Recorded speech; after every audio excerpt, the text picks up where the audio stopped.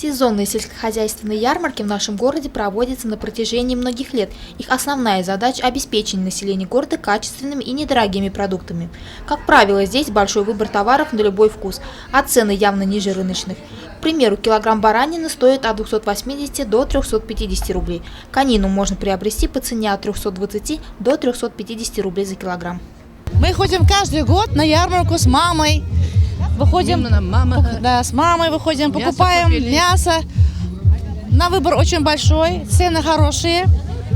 Многие производители – это ежегодные участники сельхозярмарок. Их продукция хорошо знакома нашим горожанам. А вот молодая семья Якушиных из Кизильского района впервые привезла свой товар на ярмарку. Первый раз на ярмарке. До этого торговали родители, вот решили тоже попробовать поторговать.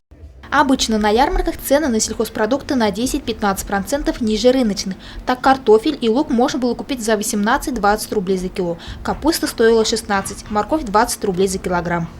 Урожай в этом году хороший, в общем. Вот, ярмарка, в принципе, хорошая, нравится все. Атмосфера прям такая праздничная. Мне прям понравилось это все. Также на ярмарке можно было приобрести саженцы, что очень удобно для тех, кто решил обновить свой плодовый ягодный сад. Мы все, садоводы, любители, опытники, выращиваем все сами. В вашем городе торгуем уже лет 5. Вот на данный момент я хочу показать вам рябина гранатная. Это гибрид рябины и боярышника. Она очень сладкая, очень урожайная, морозостойкая. У нас есть несколько сортов жимолости, жасмин, у нас есть калина хорошая. Вот на данный момент мы можем предложить боярышник. Посмотрите, какого огромного размера. Это очень целебное растение, хорошее.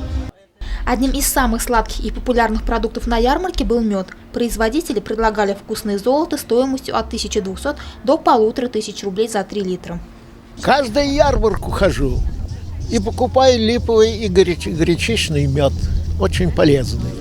От разнообразия товаров разбегались глаза – мясо, рыба, колбасы, фрукты. Кроме того, в этот день сибайцы могли приобрести и живых кур. Цена одной несушки от 250 до 300 рублей.